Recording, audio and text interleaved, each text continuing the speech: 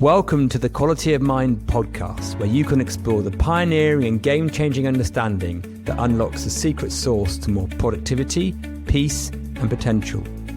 If you're fed up with the conventional echo chamber to personal development and human potential, and if you want to be part of the new breeders of leaders and entrepreneurs, come and explore the before-psychology approach, enabling sustainable, wide-ranging transformation in every aspect of life of work, for exponential, not just marginal gains. Get ready to listen fresh and discover your secret sauce. So, hello and welcome to the Quality of Mind Transforming Business podcast series.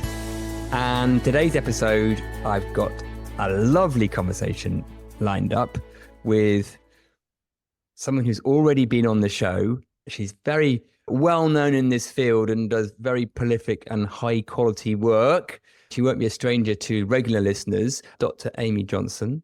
She's an author of some great books, and we've known each other for probably maybe even 10 years now, Amy.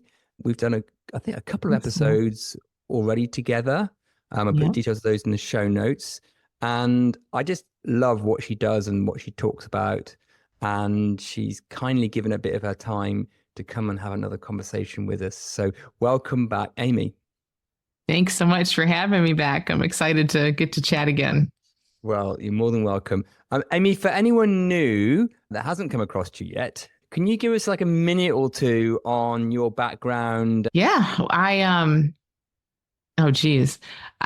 been a coach for a long time, since 2006, 2007. That's evolved quite a bit. So I also have a traditional psychology background. But in my coaching, and especially more recently, I've worked with people with anxiety and habits, and that it's still a pretty big portion of people I work with. Although in the past few years, it's been just more people who are just curious about life and what this all is and what the heck's going on. And I don't have any answers for those questions, by the way, but I love exploring those questions with people.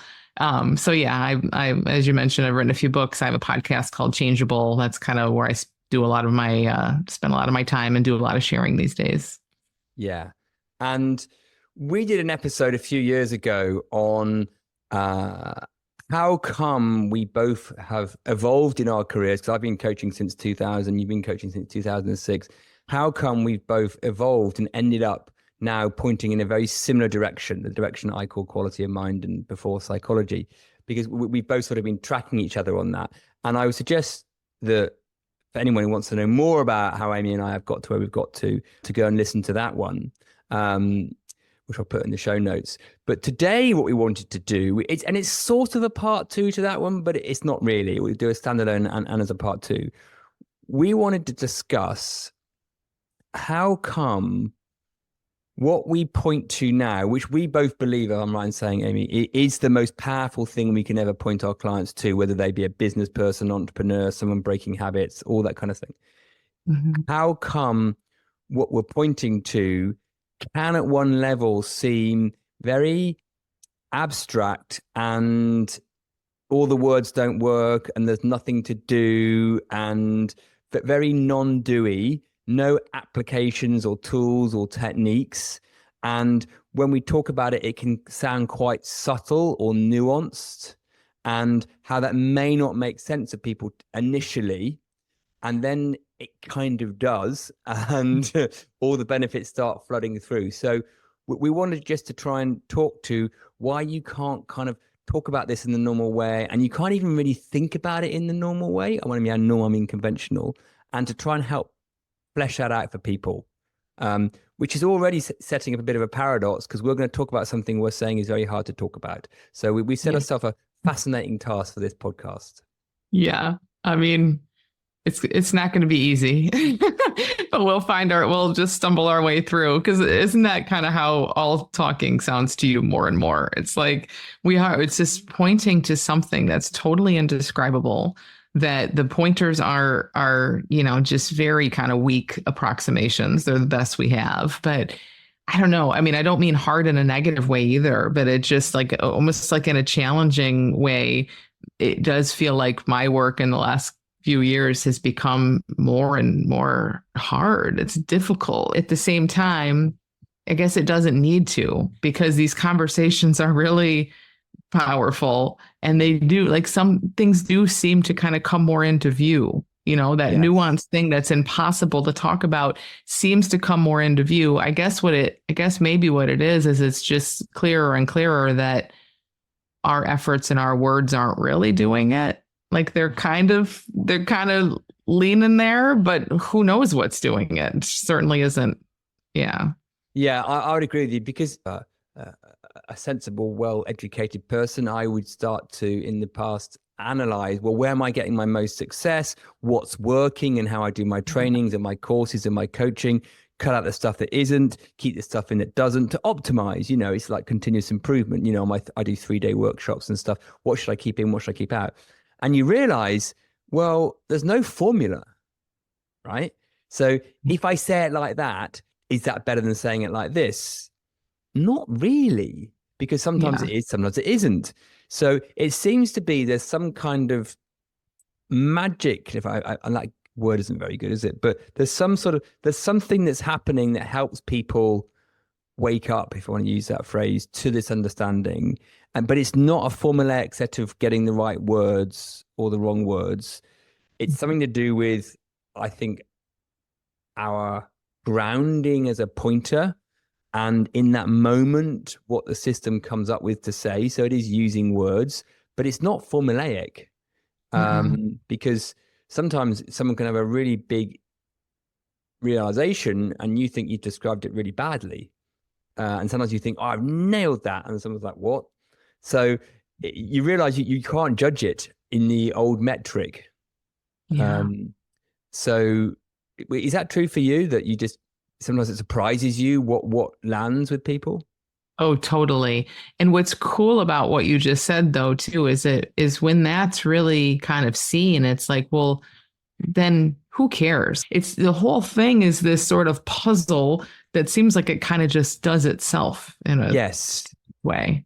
Yes. And I think, and I care a lot less now about how someone responds, because I Yeah. know the magic isn't in the overt response, right? Yes. So even though something might make no sense to someone, I know that the next day or the next week, next conversation, it can all go pop.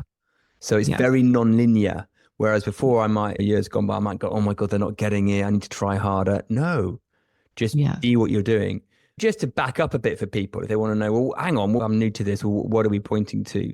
I'll just try and give a minute or so on that. So where Amy and I have got to, and where we believe the secret sauce is unlocked for peace, performance and potential, changing habits and just having a better life, is not to point to people to lots of behaviors or actions or tools or techniques or rituals or practices or prescriptions around how to think or how to be.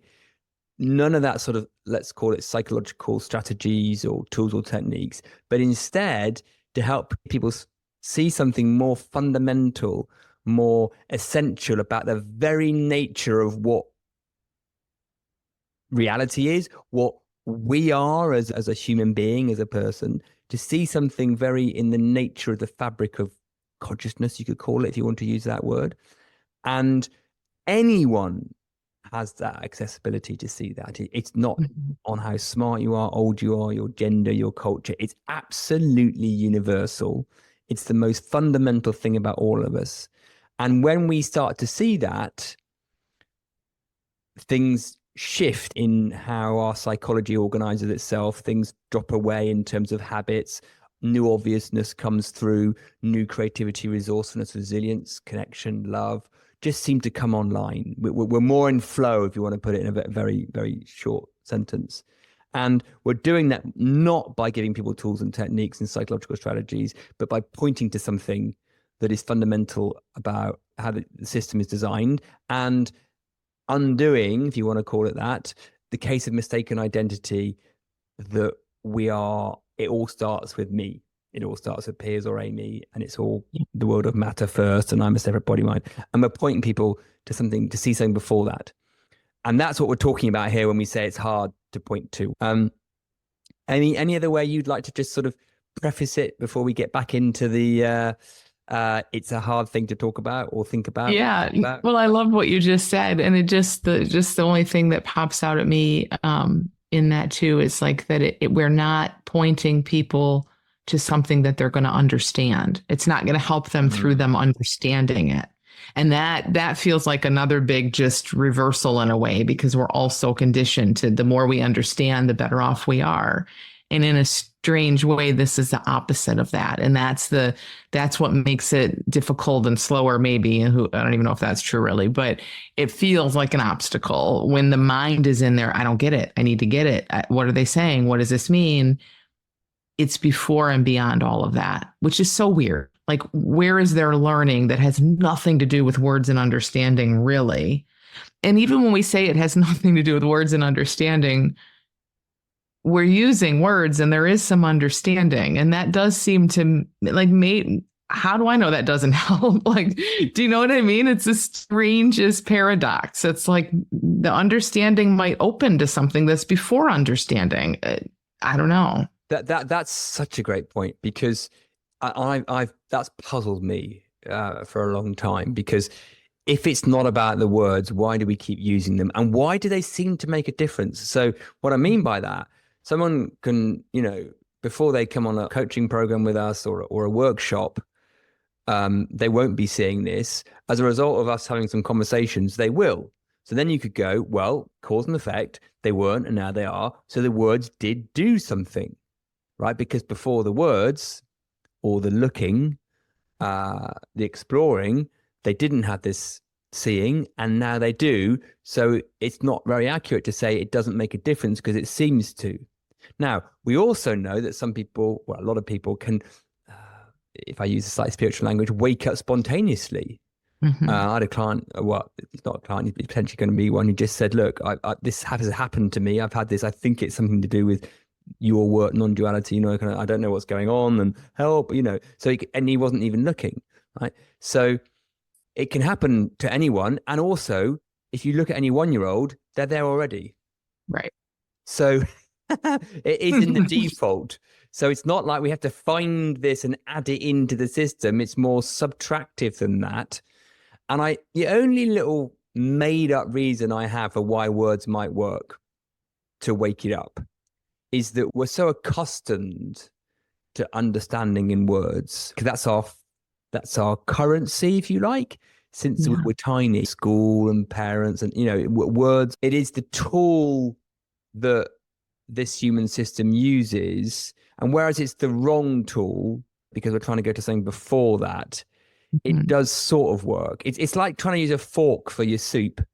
Imagine we'd never had a spoon, right?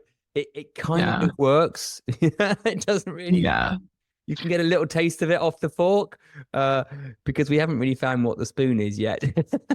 Yeah. That metaphor's terrible. It just came in my mind. We might have to edit that one out. I don't know whether you like my fork soup metaphor. No, it's good. Yes, maybe even as you're talking, I'm thinking like maybe the words are helpful in that we have to be told that it's not about words. We have to be told that it's not about understanding, because like you said, a 1-year-old already, that's not even a thing for them. It's not even, they haven't learned that yet. Once we learn that everything in life is about understanding in our brain, well, that becomes the new way that we operate. So at the very least, it's helpful to go in and say, hey, listen, there's something here. It's always been here. It's here right now. And you're not going to think your way to it. Yeah. I don't know. Maybe that's the best thing that our pointers. I think almost, and what I love about direct inquiry, self-inquiry, direct experience is it almost is a hack for getting the intellect, the understanding piece out the way, because it kind of turns its back on it. It chases its own tail at the intellect, because you can't understand this. And whilst it's chasing its own tail, there's a little gap. And in that gap, just like when in Star Wars, they're trying to fly underneath the shield, right? In that little gap where the intellect's completely confused, something comes through in a more felt way. So either we get so confused, we just get really annoyed and stop looking. We're like, oh, this is all rubbish, you guys, what are you talking about, blah, blah, blah. Or actually within confusion, something comes through just for a nanosecond, And then if we don't then try and understand that nanosecond, we get a feel of it. So Yeah. the challenge here is not to never think about it, because that's impossible. It's to recognize that thinking about it is the red herring, and the real juice is behind the thinking, or whatever you want to call it. So we're going to think about it, but we know that's not where the action is. But almost the thinking about it, if we confuse ourselves enough, the thinking mind gives up. And when the thinking mind gives up, something comes through. Yeah. I that totally resonates. And how weird is that? That's really weird if you think about it. It's like we have to just think ourselves into exhaustion and frustration, or maybe we don't have to, but that's how it often seems to go. And then finally, we had like, it's almost like, because I mean, how long have you been hearing phrases like "look within," which is not a great one, but it's pointing to something, right? Like even like what's never changed, what's always here. I heard that 30 years ago. Yeah. My mind was just tried to figure out what wasn't here. And so apparently it needed to do that for quite a while, or that's what happened anyway, or what seems to have happened, until finally it's like, okay, I don't know what the heck is being pointed to here. My mind can't find what's being pointed to here. And then that space opens. Yeah. And I think what really, really helped me, because I heard those phrases for many years, like, it look within, all those things, was understanding more, I suppose technically might be the word, what direct inquiry is and how to look without thinking. Now, we've got, listeners, regular listeners will know we've got other resources on how to do that technically, and we've got Taste the Mango as well that does that. But we'll give it a little just sense here, because what made a difference for me was realizing that the thinking mind can't, as we said, can't recognize what we're talking about. Great. Then you go, well, what's left? If I can't think about it, what have I got? And then we go, well, you can feel it. And then you might hear like, well, it's not really a feeling, right? It's not like an emotion like peace or calm or relaxation. It has a similar sense to that, but it's not a feeling. So it's not, you can't think about it, and it's not a state or a feeling that you might put a word to, like, I feel very peaceful. It's not those. So then you're like, well, okay, if it's not either of those, is there anything left? And I didn't know there was anything left. I just thought that's all there was to the human experience. But then you start to see that merged within thinking and feeling a state, there is something else that you can sort of isolate out. You can demerge it or unhook it from a thinking mind or a feeling mind. And some people then call that a space, an essence. We're back into words again, like a sort of what's there before. And then the thinking mind tries to go there. But once you tune into that, and the first few times it just seems odd, that you can, I believe people can fairly quickly go, yeah, I've got a sense of something. There's a subtle something there, isn't there? And then the thinking mind wants to define it and know what it is and what it isn't, blah, blah, blah, blah, blah. But if you stop all that noise, there is a something that is fundamentally, essentially there before any activity of the mind that we would call perceiving, thinking, or feeling. Yeah. Now, please improve what I've just said. Thank you. So that just going back to some of the words you use, like that space or that essence. And I'm just, there is no word for it, obviously, but sometimes like what knows. It's like I love effortlessness, because it really just highlights for me, like, okay, that's before any effort, before any me that could do any effort. There's an effortless knowing. There's some like seeing you on the screen and words happening, and this is all just completely effortless. So like, to me, that helps kind of point into that. I know effortless is not like it's just a descriptor here, but it's like there's what we're looking at or toward here is completely effortless. Yeah. And I also love the word awake, although I know that has a lot of stuff in it. But because I had an experience, I was super tired. I was on an overnight flight, and the question popped into my head like, what's wide awake right here? Like my body, my mind, everything was just so groggy. But there is this something, this sense that we're speaking of, absolutely wide awake, like just clear and on and alive. So anyway, those are just a few other Yeah. I into think that. that's just going to that awake word. So, I mean, there's actually quite a few bits of that word I quite like because, fundamentally, you could ask yourself, are you alive right now? Whatever you are feeling or thinking, whether you're super tired, whether you're not, are you alive? And the answer has to be yes. Yeah. And that's a fundamental. So what is it that means we're alive versus not alive? Right? Because we can be asleep and alive, and as you say, it's not aliveness in I'm feeling vibrant and positive and wide awake and I can run a marathon. No. There can still be an aliveness behind that. Yeah. So it's your base level aliveness. And I think then if we put the effortless bit in, as soon as we add any effort in, it's not what we're talking about. So if anything we're talking about feels like effort, then it's not that. And then a word I quite like, which probably actually works quite well with the effortless, is ordinary. Mm. And actually, what I love is the phrase, we would describe something as extraordinary. And that's extraordinary. Yeah. Now, what that means, if you take the word extraordinary, extraordinary. Now, ordinary, people go, boring, that's ordinary. The kids would go, that's ordinary, it's boring. And we're saying, no. There's something about ordinariness, effortlessness, fundamental, which is so ordinary, it's extraordinary. Yeah. Even if you don't, if you see what I'm playing with here, right? Yes. Because it's before anything else, but we never sit in that effortless, pure ordinariness, because I think this space we're talking to is so ordinary, we miss it. Because we assume it should be something more grandiose or wow, I'm going to feel this awakening. No, it's completely day-to-day, dead boring. Yeah. But it's awesome in its extraordinariness of what it actually represents, if that makes sense. Yeah. So, there's two things on this I want to talk about. So this is where I think it's so valuable to foster some greater recognition of thought, of what thought even is.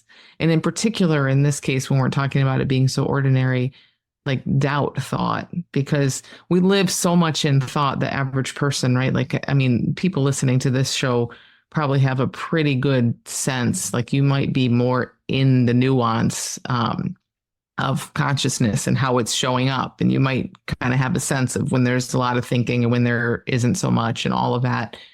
But I mean, we have to sort of foster that usually. Of course, we might have it early on and then we sort of feel like we lose it and then we kind of can foster it and sort of get that back. But in this, what you're talking about here, in that ordinariness, it's so sneaky almost how thinking comes in.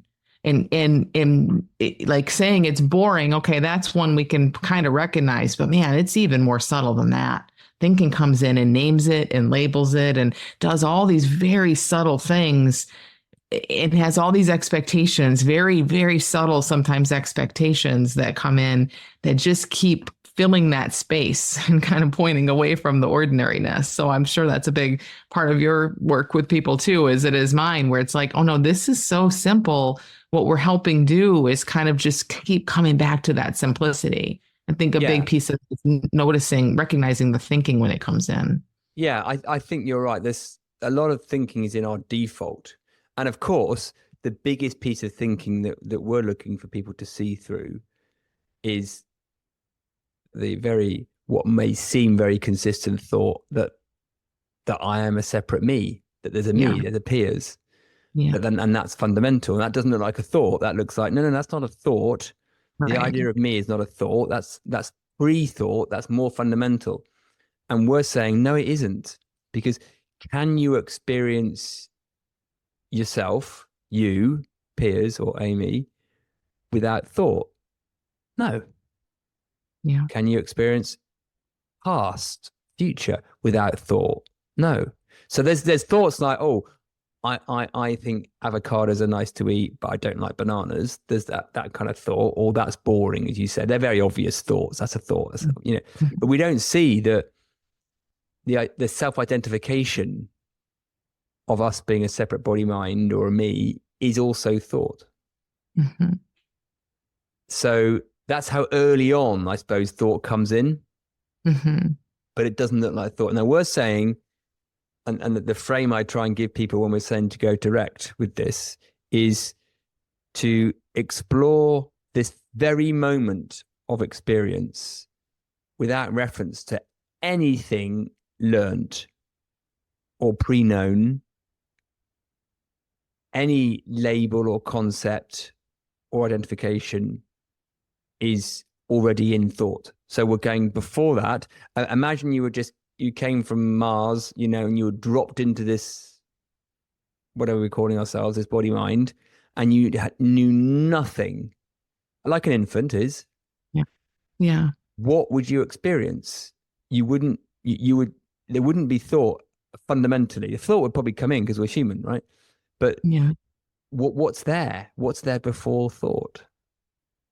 If we say thought is so embedded in us, that's what we're talking about, isn't it? Yes. Yes. And that's quite hard to get before, and that's why it's only fleeting. But it's certainly there for all of us in any moment. Right now, listeners, you could spot it, although the spotting will then probably be done by thought. So as long as you realize the spotting isn't it. The act of spotting isn't it, That's the thing, but it's almost like we don't even have to spot it or identify it. It feels like just turning in the direction of that is it. Like as you're saying that, it's like, what's here before interpretation, before anything? Well, to your point, like any answer is not the answer, but so we don't know really. The answer has to be kind of, I don't know, but it's almost just like it feels physically, even it feels like a turning back, a turning around, and that maybe just that's it. Like it's, well, that's exactly what I was saying, that I think we use inquiry to allow the intellect to catch its own tail. So by asking the question, so if you ask a question like a direct inquiry question, like, what's aware right now? And someone would say, well, I am. And you go, well, what's aware of you? There's often a pause. There's a pause. And after all the initial kind of consciousness, thought, after those words that you say, well, none of that. And then people will go a bit more puzzled. Now, in that little tiny weeny, that silence, that's it. Yeah. It's that. Yes. So the question, we use the question, the exploring inquiry question, to confuse in a way the intellect so that it eats its own tail. And in that little moment it does that puzzle or whatever, that's the answer. So the answer is then the space whilst the intellect doesn't know what it's on about. Yes. Yeah. And it's so amazing to kind of see how that happens, and it happens consistently, and it's simple and it's easy. Yet there can be so much resistance against even doing that. And I felt that for years. I understood what direct inquiry was, but I wasn't really doing it. And I see a lot of people like that, like, oh yeah, I get it. I've heard those questions, but are you really in that open, uncertain space? It's like at a very energetic level almost. There can be some real resistance to that. And I suppose that's just thought and ego kind of like, I don't know what it is, but there, you know what I mean by that? Like just this fundamental, no, don't go there. Totally get that. And that's why, and some listeners will know this, Taste the Mango that Katrin and I do. The reason it's called Taste the Mango, well, for me at least, is that when I moved to Australia and I suddenly had a fresh mango, I was trying to describe it to someone who hadn't been to Australia and had a fresh mango. And I was trying to describe how yummy it was. And I was like, well, you just got to taste it, right? I can't describe why it's nicer than the stuff you get in the shops in the UK, right? It's just when you bite into it, you're like, oh, wow.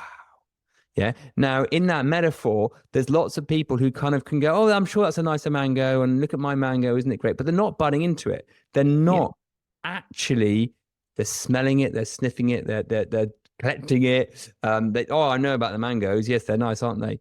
You've actually just got to do it. And by do it, we mean non-do it. But I suppose it is interesting as to why, because it seems so simple now, why we don't find that easy, why there's resistance to that.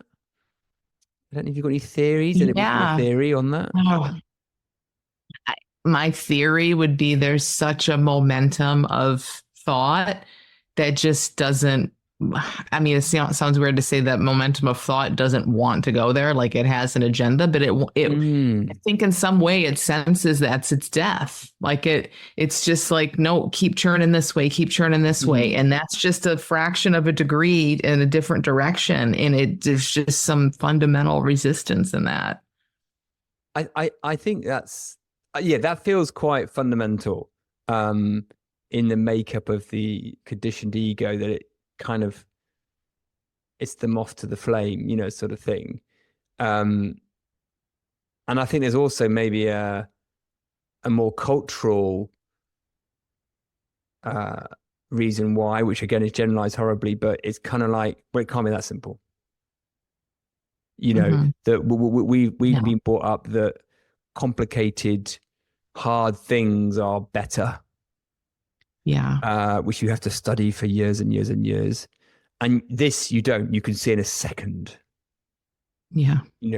Anyone, even let's call it an uneducated person. Gosh, woe betide that, academia, that someone uneducated could see something more spiritually, divinely wonderful than someone who studied something for 3 years. So I think there's a slight cultural normalization in how we think learning works, that it needs to be academic or intellectual, and this is far too simple. And because it is so ordinary and it is touched all the time, it's just dismissed, probably because there's just so much crap around, like it's going to be bliss and it's instant freedom, and just, all of those expectations do not help. So it's not like we're saying, oh, I've never touched that. I mean, we might be saying, I don't know what you're talking about. I don't know that ordinary space.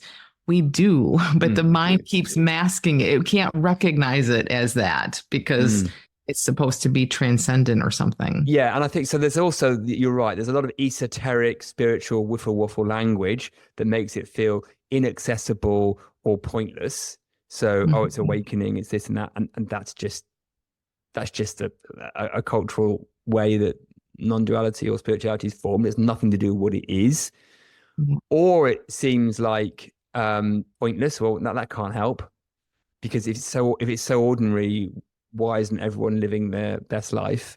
And I suppose that's possibly because, I don't know what your views are on this, that just seeing the ordinariness of what we're talking about without seeing some of the implications doesn't actually shift the needle much. So what I'm saying is, people need to then allow the dots to join or reverse join on, well, if my true essence, if essentially what I am is not separate, is not time, is not a body, is not thought, is not psychology, and there's something else, the so what to that is not always clear, and it needs a bit of guidance or dot joining to emerge. So I suppose people can have a little taste of the mango and go, yeah, that's nice, but so what? So that bit of the puzzle, I suppose, might need to be emergent for people. Yes. I'm leading facilitating a book club right now, reading Liberation Is by Salvador Poe. And I like how he talks about it, because he talks about this as a holiday. Have a holiday and just seeing what's here and ordinary and always here. And he says holidays happen all the time, which is what we're saying. They constantly are happening, meaning just focus and attention and thought relax. And we're just here before interpretation, before ideas and thoughts. But that alone doesn't do anything. It's the recognition that that is who you are. That is your truest essence. And I think that's what you're saying about those That is what I'm dots. trying to say. Yeah. Because then it's like, oh, now, even though, sure, maybe this still feels a little more ordinary than I thought it would, and a little too simplistic and all of that. Okay, but if this is my deepest essence, if this is the thing everyone's looking for, there's something in that intrigues me, that makes me want to devote to it and be more curious about it and respect it in a different way. Yes. And then something, you know, that's when, and that's what I'm so interested in your take on too, is like, because it sounds very paradoxical. We're saying it is very ordinary and that this is not about transcendence and fireworks, but there is something in, if we want to call it devotion to that ordinariness, or just continual, like knowing that that ordinariness is what we're looking for, that does open up to all these benefits that we're talking about. And I think what that is, and what you're pointing to there, is it's seeing, because when we recognize essentially the ordinariness, it undoes a lot of our, and this is why, you know, direct inquiry leads to self-inquiry about what the self is. It undoes a lot of our conditioning. So if we take the meta idea that all suffering, mild or major, all lack of flow and joy and love comes from one thing, and that's a resistance to the isness of what's just going on. It's just a resistance. And all resistance comes from self-identification. So basically what I'm saying is the reason we suffer mild or major or lack flow is because of self-identification. This idea that we are this self that needs to go in the world to protect and seek and make good. That's what causes our lack of flow and suffering. Mm-hmm. And when people start to see that this ordinariness starts to undo that, whether that's through netty about, well, we're not this, we're not that, or we are awareness. I'm getting a bit more technical now, right? Whichever way round we go, that's when the needle starts to move on our levels of performance, peace, and potential. So step one, and it's horrible to put steps on this, but part one is to see the ordinariness. Oh yeah, that. Oh, okay. Then it's to see the fundamental, essential importance of that as a consequence or an implication to what we believe we are, to undo the case of mistaken identity, which is causing all our suffering. So that's how I think it goes from being like, oh, yeah, that's pretty simple, to, oh, wow. And there's a bit of dot joining there. And then you get fascinated by that. Yeah. And as you're saying that, it just really strikes me all the learning again about what we have to do or what we should do or adding or all of that. That's what gets kind of blown away when we're in this ordinariness, because for maybe the first time, it's so clear, like, wow, actually nothing's needed. This isn't about adding. It's, again, that's one of those phrases we've probably been saying and hearing for decades, but it is not additive. It's also subtractive. But until we've really felt that, tasted that mango, and we see, wow, this is subtractive. It's only when things start getting clicked in, then any kind of suffering starts. And then how that just builds and builds and builds. Like, because now there's a me that's resisting and I need this outcome instead of that outcome to be okay. And it just gets so carried away with itself.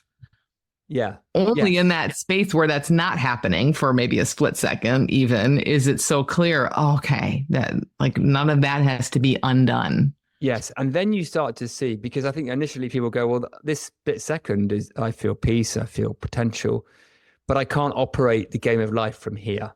That would be our thought, because we've been told life's way more complicated than that and needs a lot more thought and psychology and doing and being and whatevering to succeed or even just survive in the game of life.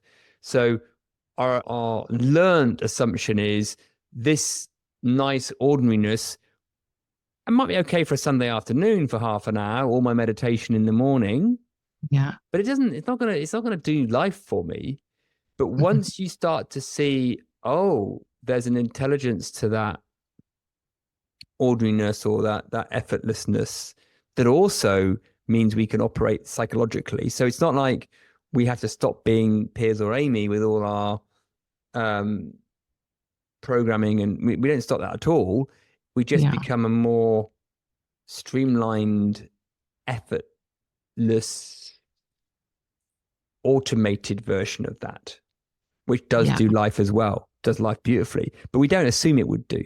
So we have to make that little leap, or that the thinking self needs to allow that little leap to come out as well. Yeah. I mean, even that thought, which is so common. Yeah. Like, well, I can't do life like this. I mean, that's just more me. I'm in charge. I've been doing life thinking. Right. And so like just seeing that more and more is just massive. Like, no, you can't do life from any place. You've never been doing life. Which comes back to my favorite topic of free will, because I think seeing the lack of free will, or just the nonsense that free will looks like now, automatically implies you weren't doing life. Right. So one of our big conditionings that comes along with being a separate self is that I was the doer, chooser, thinker. Now, so that's implicit in being a separate self, that I am a separate self that thinks, does, and chooses. Now, when you start to see, oh, actually, in direct inquiry, I can't find a separate. One of the things implicit, isn't it, of thinking we're this self, is that there's free will to choose and do life and be the author of our lives. And if that was true, if we were the author of our lives, then we would need to do a lot of thinking and, all this kind of stuff, because otherwise what's going to happen? Yeah. And when you start to see that you go direct and you can't find a separate thinker, doer, chooser, there's choosing, thinking, doing, but there's no thinker, chooser, doer. So that just appears. And then a thought appears that was Piers choosing that, or Amy choosing that. So a thought appears in the mind, and then we assume Amy had the thought, but that was afterwards or before. That was an idea. And if we're going back to direct experience, you realize that's just an idea, that there's a separate me choosing or doing life. And that is huge, isn't it? Because once you realize nature does you, or you are being lived, it takes loads off the psychological plate. Yes. And the choice piece, yes, massive. And even like another kind of sister or cousin of that I think is also so big is this whole thing about cause and effect. How much thinking people have. So when I work with someone with a lot of anxiety, there is so much thinking about what happened to make me feel this way and where it came from and what I'm going to do later to make it not happen. So in that is the me as the doer piece, but there's also another piece in there that's just a belief in this causes that, and this is going to lead to that, implications and all of that. And again, when we're just in that ordinary, there's no cause and effect there. Cause and effect happens in thought. You can't find cause and effect outside of thought. Yes, you can't find it in real life. No. You can only find it in thought. And so exactly, it's like, can we just be in the effect? We don't know causes. We'll never know causes. We don't have to know causes. That's like my favorite phrase these days. Can you just be in the effect without knowing the cause? So there's a bunch of energy. Okay, cool. Don't know what caused it. Don't know how to prevent it. Just be in that energy. It just keeps chopping off all this past and future stuff and just bringing us right back into direct. I think it comes back to ordinary and effortless, because in order to have cause and effect, there has to be kind of two things, and there has to be time, right? Yeah, in order to have cause and effect, you have to have thing A created thing B, cause, effect. Now we know time is thought. Yeah. Right? So if time is not fundamental, how can there be cause and effect? It doesn't make any sense. Yeah. So, and it's fact, I think science has done us a job on this, because at one level, yes, there is the laws of form. In matter, there are laws that govern it. There's gravity and there's weight and the mass, but we then take those into areas where there isn't any. So a lovely area would be, let's say one of my kids, I've got a sore knee, or my back hurts, and they'd be like, well, what caused that? Now, you could go to a physio or a chiropractor, and they'll say, well, have you been doing some not stretching? Have you been Right. and oh yeah, I didn't stretch before I ran. Okay, well, that's probably causing this, Mm-hmm. And at one level, there's some accuracy to that, because Mm-hmm. when you start stretching, your foot stops hurting, or whatever it was. So we can go cause and effect. Or Yeah. I was feeling tired because I was eating the wrong foods, and I eat better foods, or better, what we will call better, and I feel less tired. So there is cause and effect. But I think the thing we're pointing to is we guess as to cause and effect. And maybe guess isn't a very scientific word, but science is trying to reverse engineer cause and effect, isn't it? It's trying to go, well, it looks like that correlates to that. But most things are correlation, not causes. Mm-hmm. And I think that's really quite interesting, the amount of time and energy we waste meaning making as to why that happens. Yeah. Yeah. I mean, same in business development. We're creating a business, and I got 5 clients last week. Oh, that's because I did load of LinkedIn posts that caused that. You're like, well, did it? Yeah. Did it cause that? Well, what else did? Well, maybe there's something we don't know about. Maybe there's something we can't see. Maybe there's this consciousness entanglement thing, or this magic of creation that just sort of happens. Or no, surely it's cause and effect. Yeah. But there's no time. How can there be cause and effect? And the mind just spins out on that. Yeah. So it's just one of those things we can just not believe in, like hold it so loosely. It's fine. It's practical. It's practical at a certain level, but oh my gosh, we have to hold it so loosely and not really believe in it. And, and even those examples, I mean, there's where we really get caught up is just even subtler and more abstract and weird examples. Like, I lost feelings for my partner and it's because of this, or I don't like that person and I think it's because they said this. And, I mean, we just know, just even in terms of how psychology works and the brain just pattern matches and just makes up theories to explain things to make it appear logical. But we know this from split brain studies that the left brain's explanations of things are complete bullshit. Like, they're dead wrong. They're dead wrong. So yes, we don't never know if those posts led to the new business. And then as we get into the psychology and the personal and all that of it, oh my gosh, it gets even more made up. So it's just so cool to see that, though. Isn't it? Because once you realize how unreliable the mind is, that's the way I describe to my clients. I say, look, how unreliable is the mind, and how reliable are you believing it to be? Mm-hmm. And it will vary. So another one, I can't remember where this came from, but I always love this thing. It wasn't me, but it was someone said, say someone really, really wants some cookies or some fries or some chips or something, and they really, really want it, and the mind's been telling them that they need this and want this thing, so they have it. And 2 bites in, their mind goes, what are you doing? Don't eat that. That's bad for you. Yeah. Right? Yeah. You're like, hang on, you mind would have been saying for the last hour that I should eat this, and now 2 bites in, you mind are telling me I shouldn't be eating this. Yeah. But what do we say about that? Sorry? We say, what's wrong with me? We make it back about like a self-thought, a self-judgment. We don't see, there's a stream of thinking that's 1,000% contradictory all the time. It's not reliable. We don't see it as a stream of thinking. It just feels like, what's wrong with me? I thought this and now I thought that. I'm a real basket case. It's like another thought comes in to make it a problem with the me. And then isn't that convenient? Because that keeps that thought stream going. Because if there's a problem with the me, I'm going to find a solution to this problem with the me. And then again, ordinary is just being ignored, and all this complicated thought stuff, which is pure imagination, is just getting all the attention. But what's funny though, isn't it, is that when you're 1 or 2 years old, you're allowed to be really fickle and change your mind a lot. right? You're Mm-hmm. allowed to go from hating something to loving something in 5 seconds. Oh, bless it. Look, he didn't like that. Now he does, or whatever. Yeah. Because that's what the mind does. It's so unreliable. It just keeps changing its mind, doesn't it? Whether it wants to laugh or cry, and blah, blah, blah, Yeah. blah. That's just the fluidity of what it is. But when we're older, we're like, no, no, no. You should have consistency of thinking, and your mind should be reliable. No, it's still the same unreliable mind.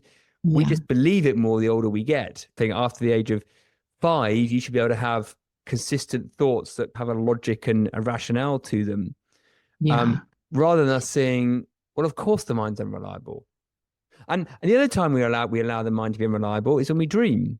So most of us are okay with our dreams making no sense at all. And we're like, God, that's the strangest dream last night. I thought this, Yeah. and then I thought this, and there was time jumped 100 years, and then the person who's actually dead came alive, and then I was 10 years old, and then, and we're like, wasn't that funny? And we will allow that to be okay because we were asleep. Yeah. Yeah. The fact it's doing exactly the same when we're awake, we don't like. Yeah. It's totally that ownership bit, that bit where it ties back to like, these are my thoughts. I'm being crazy. I'm being fickle. I'm all over the place. That's not cool. That's not okay. I'm illogical. That's not okay. When the apparent I there is a 1-year-old, not so bad. When the apparent I there is a 50-year-old sound asleep, fine. Yes. But when it's a 50-year-old who's awake, that's not okay, Yes. But that's such a good example for people to see. Thought's been doing the same thing forever. Because it's doing it asleep, it's doing it when you're 1, it's doing it when you're 50. The only difference in that whole thread is the ownership of it. It's a self-identification. It's a self case. Absolutely. Yes. We don't Yeah. self-identify with our dreams. We don't go, Yeah. well, we would put a different part of us was dreaming. So we don't think that's okay. And a 1-year-old, well, that's okay. So it's the self-identification, it's the ownership piece. And I think, let's go back to what we were talking about earlier. When we're pointing people to see the ordinary, effortless aliveness, the very, very base essential what we are, which is where we would first point. The reason we're pointing to that, which may seem a bit of a ineffable, pointless thing to look at, is because in there we can't find the self. Mm-hmm. So the reason that's so important is that if it doesn't exist in there, it's because it's additive. So it's not really what we are. Therefore, we don't need to take it as part of our essential self. So that's how it connects, just to connect the dots for listeners. Why are we saying this stuff about thought and how we don't need to pay much attention to it because it's unreliable? Well, because it's not fundamental. Yeah. It serves a job, a utility. Thought is a beautifully intelligent, at some level, utilitarian tools for some aspects of being a human. Mm-hmm. But it doesn't rule the show. And it's not what we are fundamentally. Yeah. It's not needed. It's not necessary. I mean, again, it comes up and serves some practical purposes, it seems. But I really think that's such a big thing to kind of see too, that it's like an appendix almost. It's like it just is like a part of evolution. I think that we become so identified with, and we would swear that we need it. But we don't need it. I mean, and again, even in that, like who's the I that needs it? Yeah. The I that needs it is thought. Yeah. Like life can go on really, really well without much thinking at all. And if you look at that, look at the broader piece of nature, consciousness. As far as we know, we're the only species that thinks. Right. Right. So plants don't think. We don't think mammals do, not that we're aware of, or who knows. But so the rest of consciousness hasn't formed this kind of thinking thing. So it's a very late on, recent adaptation that us, I'm talking about us humans, have got. Brilliant, because look what we've done. It creates some beautiful things as well. I mean, let's not knock thought. I mean, the way we can fall in love with life is sometimes via the expression of form, which would be thought in poetry or a movie or a book, that's all thought. So it's not like it's evil. We just use it for the wrong thing. And one of the worst things we use it for is trying to work out what we are. Yeah. Where we started the conversation going, you can't think your way to before psychology. It doesn't Right. work. Yes. And so we don't need to use thought to suss all this out. We can go that direct path, and you'll know your truth when you're in that ordinary, and stuff, stuff is coming and going, but we know what's coming and going is not what's ultimately real and lasting. It's coming and going. That's like, that just answers everything. And in to like the point of this conversation, in really the only way that I think it kind of can be answered, like the only way that's going to be satisfactory. We can think about it all day long, but we can understand how it works all day long. It's not going to really do much. It's the red herring. It's the wrapper, isn't it? The thinking, it's not the meal, it's the menu. And I don't know what it's like with your coaching sessions, but we spend a lot of time talking, but the magic isn't in that. We're doing all the talking to get to that nub, that non-thinky bit. And when people touch that, it all falls into place.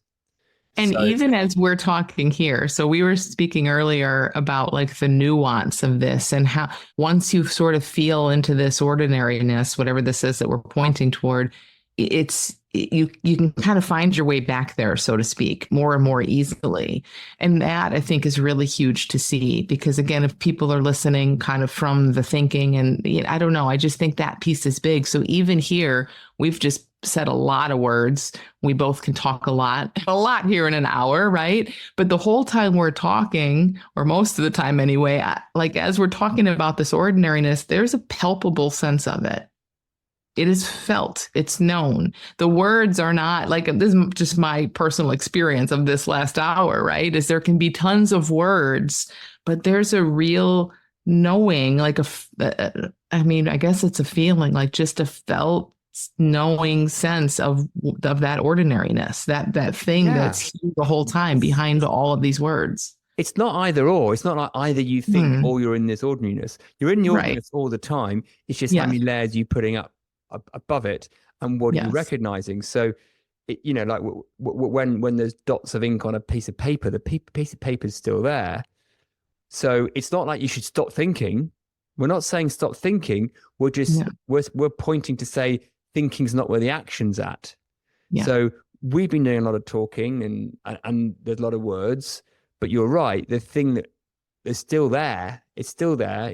The metaphor sometimes, if you think about those design programs like PowerPoint or Photoshop, and you have layers, and you click the mouse and you can send to back, bring to forward. All we're saying is that thinking is normally the top layer, and that's the one we look at. The base layer we never bring into what it is. So it's always there. It's strata. It's always there. So it's not like in order to get this you have to meditate. Thank God, because I've never been a fan of meditation. I mean, I guess I do it accidentally. Meditate, if that's such a thing, but which is just when I'm in that space. But it's not an act. This is not it's just recognizing it there. It's just there. Just it's all it is.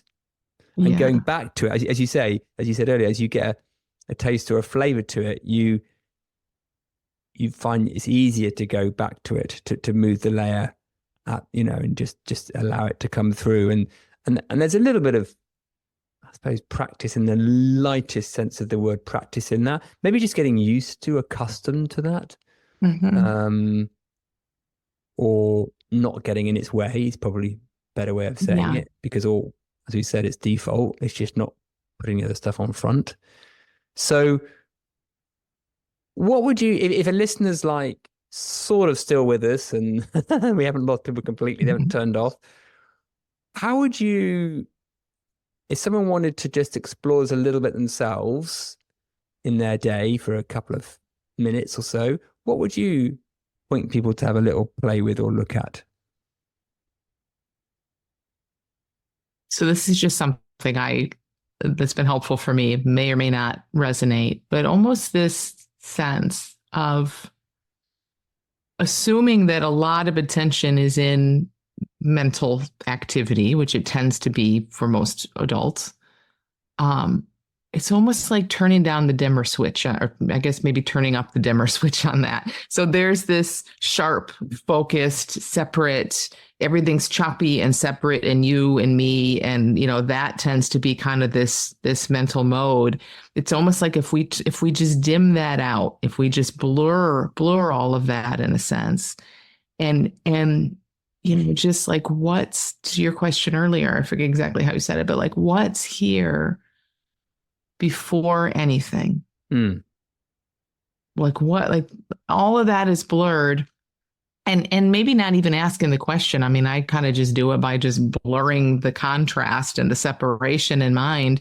And it's just this open, free, effortless knowing of this. And then in that space, often you will notice where me comes in or time comes in. And then they come and go, which is just amazing. So valuable to see that motion, I think. To watch the me come in, and to notice, wow, I only just arrived in this via a thought.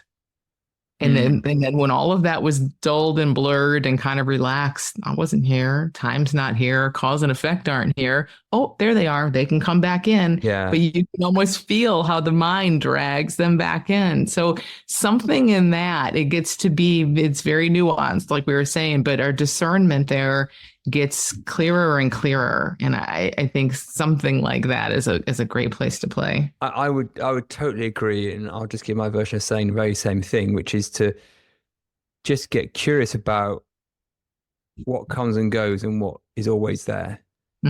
And you'll start to see that what you think comes and goes, what you feel comes and goes, what you perceive comes and goes.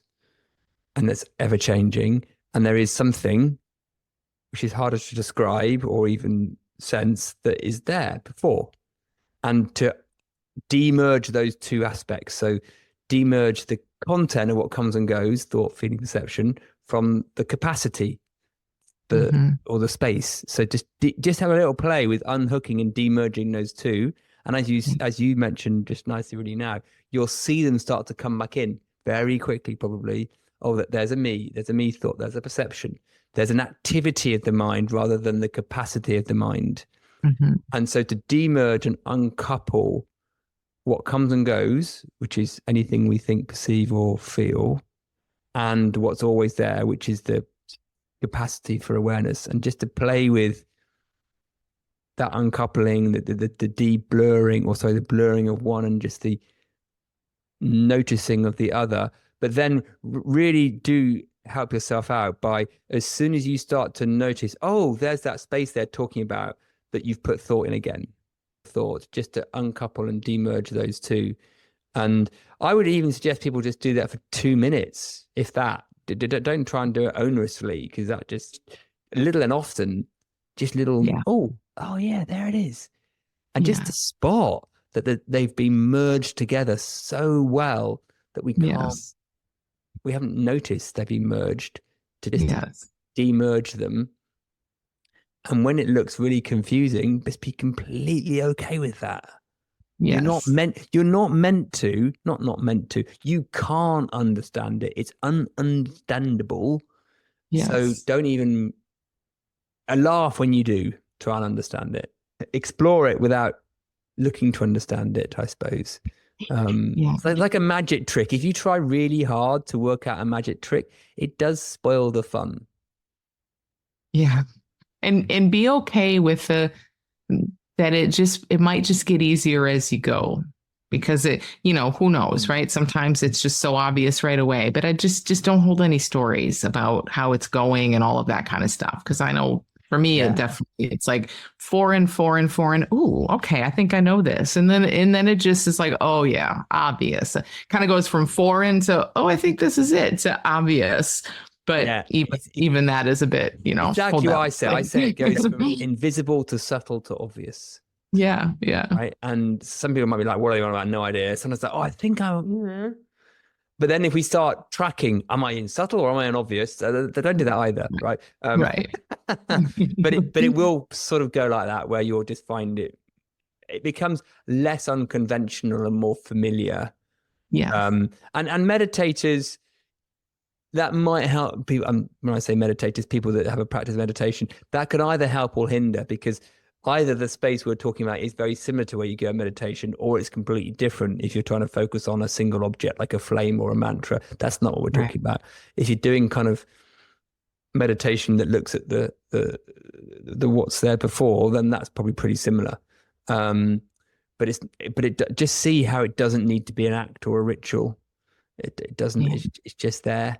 And then once people have spot that, I guess they might have the so what now what thought.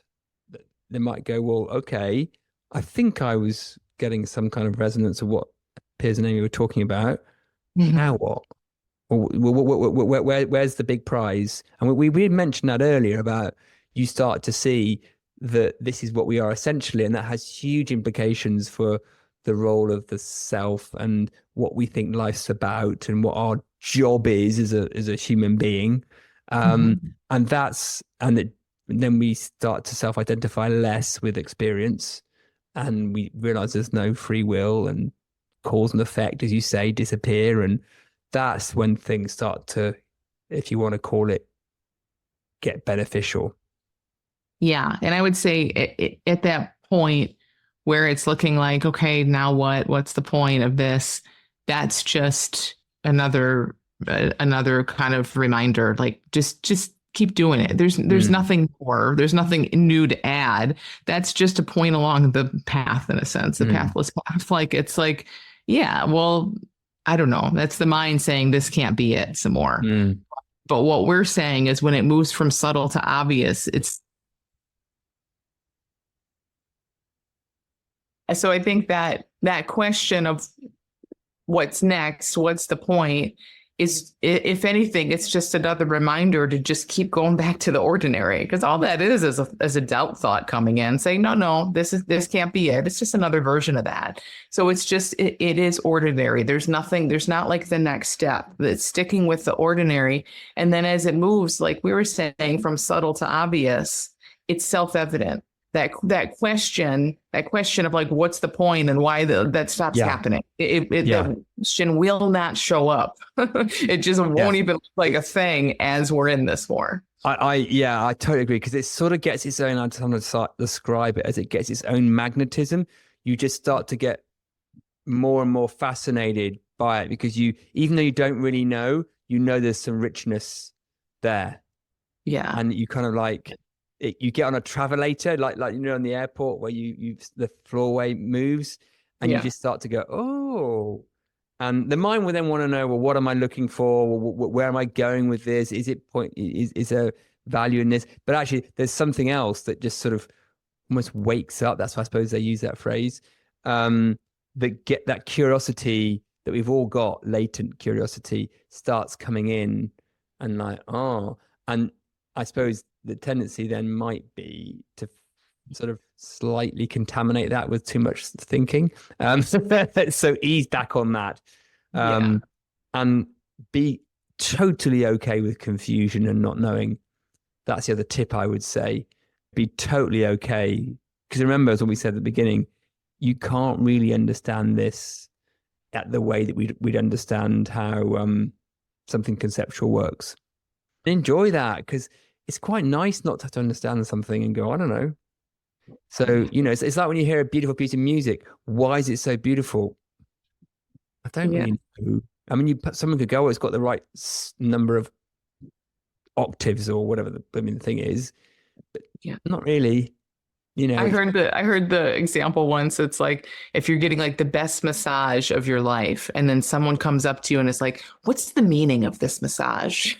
And you're like, just get out of here. What do you mean? What's the meaning? There's no meaning to this. It just is. It is for itself. It just is exactly what it is. Yeah. I'll give one more metaphor that I've used before that I actually just reminded myself of, which is a sort of one personal one. I remember when I was getting into biomechanics of the body and understanding, the body and how it moved a bit more at the physical level. I remember a guy saying to me, well, you got to do this exercise with your pelvis, and you're doing it with your hips. And I didn't know there's a difference between pelvis and hips. I was just moving the middle of me, Yeah. and there was no distinction between pelvis and hips. And I'm like, oh, are they separate bits? I know there's different words. Are they separate bits? Because oh, yeah, they're completely different bits. Can you not move them separately? I went, no. If I try and move, if I say to my brain, move my pelvis, everything would move, right? Because it's almost like my system wasn't tuned in to know the difference. Yeah. And it didn't take long for a noticing to happen, what looked more subtle than obvious difference between pelvis and hips. And I think that as an analogy, that's similar with this. So when we're saying, oh, see if you can uncouple and demerge the content of experience from the capacity, some will go, it's all the same. What you're about. Then you start to go, oh, yes. Yeah. I can see it now. And now it's really obvious.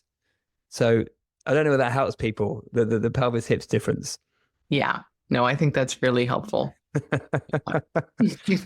So as we're getting towards time, although we could just talk for hours, anything you want to put a bow on this, Amy? Anything else to add that you think might be useful or we've missed or anything? Just again, this is all in the spirit of exploration.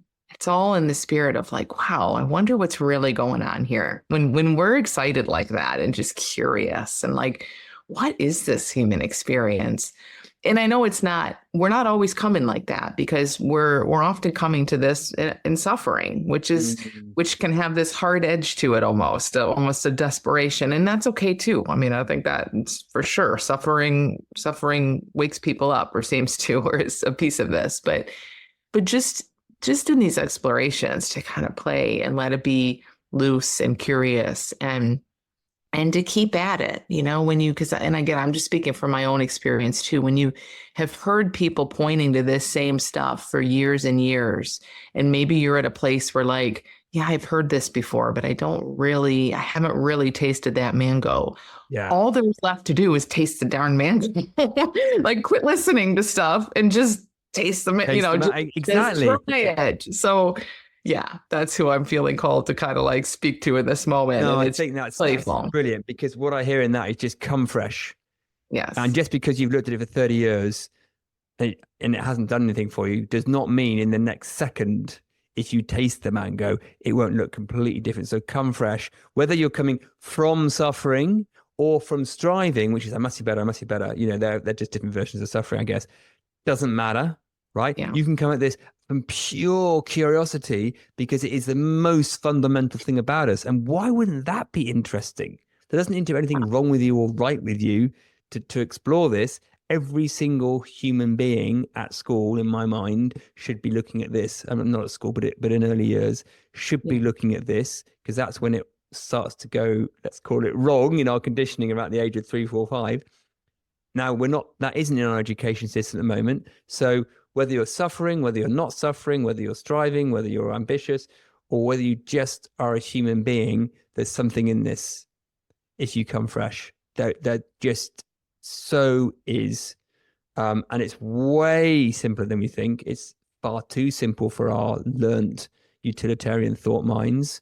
But the gains are just phenomenal, and it's joyful and lovely. And I love the fact that after 20 years of being in this field of personal and professional development, I've come to something that looks very, very accessible, very universal, and makes such a big difference. Yes. And it's not going to look the way we think it's going to look, or it's not going to go the way you think it's going to go. And that's the lovely joy of it, because it's never, yes. Although you might think we spend our days talking about exactly the same thing, and we kind of do, every single time it's slightly different. So I never, ever, that's an interesting point. I haven't thought of that. I never get bored of this conversation, even though I'm always saying the same thing. Mm-hmm. Huh. Yeah. Fascinating, isn't it? Yeah. So, Amy, I want to just do a massive thanks to you, and I'm already looking forward to our next conversation. Right? Thank you so much for your time. I think it's been great. Listeners, I'd urge you to check out Changeable. That's the podcast. You can find that everywhere. Or Amy's on Amazon with her books, or anywhere. She also has her programs for people who just want to do some habit change, or people who want to learn how to be a change practitioner themselves. So there's lots and lots of stuff. I'll put all that details in the show notes. She's an absolute wealth of wisdom and expertise and accessible joy in this. So thank you for sharing that, Amy. It's been a total pleasure. Thank you so much, Piers. Good to talk with you. Yeah, brilliant. So listeners, as usual, have fun being curious and catch you next time. If you enjoyed listening to this podcast and want to know more, check out our website at qualityofmind.biz. And also feel free to reach out and leave us a review or a comment. Until next time, have fun being curious.